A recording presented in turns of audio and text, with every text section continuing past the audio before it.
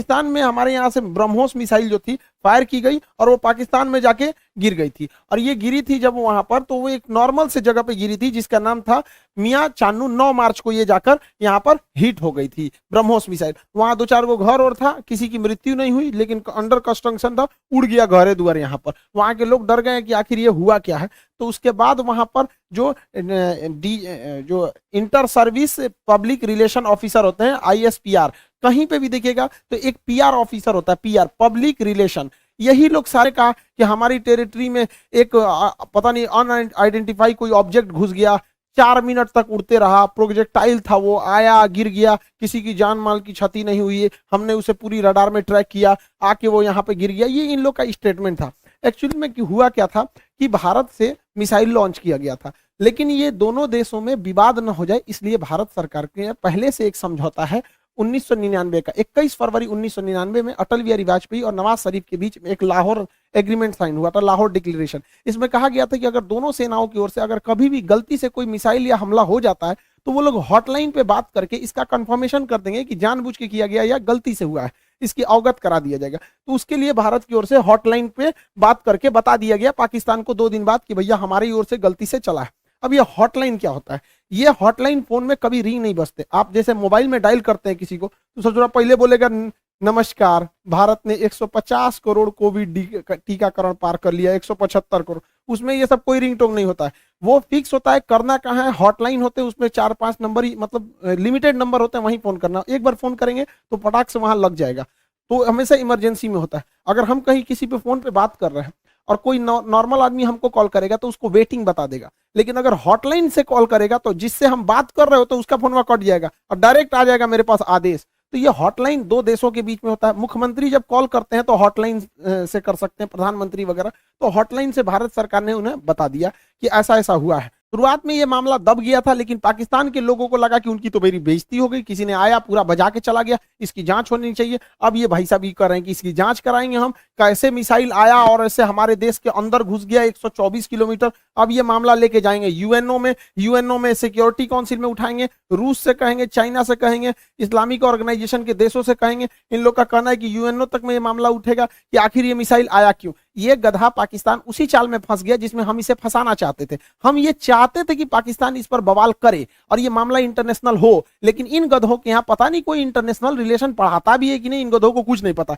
ये हल्ला कर दिए हैं। एक्चुअल में ये मिस फायर नहीं था, ये डायरेक्ट फायर किया गया था जानबूझ के। हम आपको कुछ प्रूफ देते हैं, आप समझिए क्यों डायरेक्ट फायर किया गया था। यह मिसाइल जब उड़ती है हरियाणा से तो यहां से लगभग हरियाणा पंजाब के बॉर्डर से 2 मिनट तक इंडिया में रहती है, फिर ये कर्व करके पाकिस्तान में जाती है, 4 मिनट तक ये पाकिस्तान में फ्लाई करती है। अब ये बताइए, जो मिसाइल ऑपरेटर इसे 4 मिनट तक फ्लाई कर रहा है, तो भारत में जो मिसाइल ऑपरेटर उसे भी पता है कि वो इंडिया का बॉर्डर छोड़ दिया और पाकिस्तान में जा चुका है। तो पहला बात कि जब वो 4 मिनट तक दुश्मन की टेरिटरी में घुसा कैसे, ये इंडिया वाले को तो पहले से पता था। एक और गलती क्या थी, सेल्फ डिस्ट्रॉइंग सिस्टम होता है। जब कभी भी मिसाइल अपने रास्ते से भटकता है तो उसे मिसाइल के अंदर ऑटोमेटिक डेटोनेटर लगा होता है जो मिसाइल को रास्ते में ही ब्लास्ट कर देता है, जिससे कोई नुकसान नहीं होता है।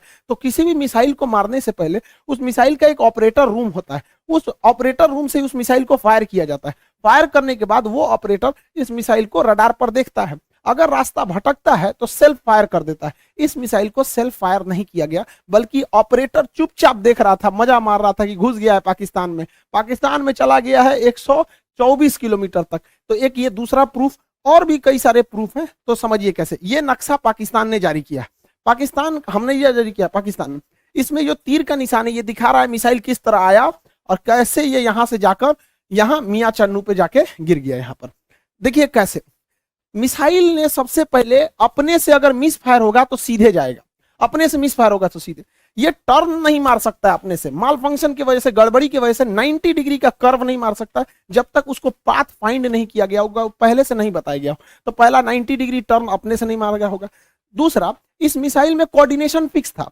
किसी भी मिसाइल को मारने से पहले उसका जीपीएस लोकेशन कोऑर्डिनेशन फिक्स किया जाता है कि यहीं पर जाना है, लेकिन इसमें कोई बारूद नहीं था। देखिए अमूमन यही होता है कि पहले उसमें बारूद यानी वारहेड भरा जाता है, पहले उसमें वारहेड भरा जाता है, तो इसमें वारहेड था नहीं। जब वारहेड भर दिया जाता है तब उस मिसाइल में फीड किया जाता है कि इस मिसाइल को जाना कहाँ है। तो इस मिसाइल में जाना कहाँ है ये फीड कर दिया गया था और वारहेड नहीं फीड किया गया था।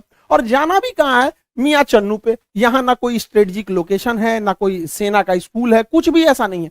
जानबूझ के भारत ने मिसाइल का वॉरहेड हटाया कि किसी की जान माल की हानि ना हो, और ऐसे जगह को चुन लिया जहां कोई स्ट्रेटेजिक महत्व नहीं है कि बवाल ना होगा। बस हमें मिसाइल घुसा के बवाल करना था, भयंकर बवाल नहीं कराना था। एक और देखिएगा, इस मिसाइल को अगर देखेंगे तो 104 किलोमीटर से ज्यादा ये भारत में रही है, 124 किलोमीटर गई है, उसके बाद भी ये एक्स्ट्रा गई है। यानी इस मिसाइल की रेंज जो थी वो 290 किलोमीटर ही है। इस मिसाइल की रेंज 290 किलोमीटर, लेकिन ससुराई ब्रह्मोस मिसाइल 320 किलोमीटर कैसे चल गया? लगभग ये 30 से 40 किलोमीटर एक्स्ट्रा चला है। देखिए ये पाकिस्तान का ही नक्शा ही दिखा रहा है कि 33 किलोमीटर एक्स्ट्रा चल गया। ये बवाल है भैया, रेंज से 33 कैसे? तो कोई भी चीज को फेंकते हैं तो जब रेंज खत्म हो जाता है तो आराम से गिरता है। तो ब्रह्मोस और आगे गया था यहाँ पर। इस दौरान भी इसे सेल्फ डिस्ट्रॉय नहीं किया गया, यानी भारत से बैठ के ऑपरेशन टुकुर टुकुर देख रहा था, जानबूझ के किया गया है इसको।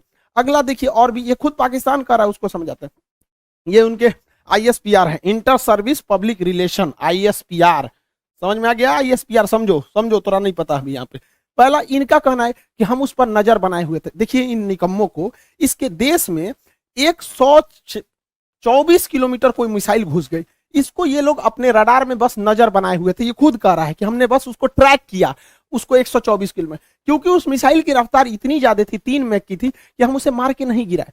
जबकि जब भी कोई एयरफोर्स में कोई दूसरी देश का जहाज या कुछ भी हॉस्टाइल सिचुएशन में कोई चीज एंट्री करता है तो स्टैंडर्ड ऑफ प्रोसीजर SOP जो कहता है कि सबसे पहले उसको मार के गिराओ। तो इन लोगों ने मारा नहीं वहां पर।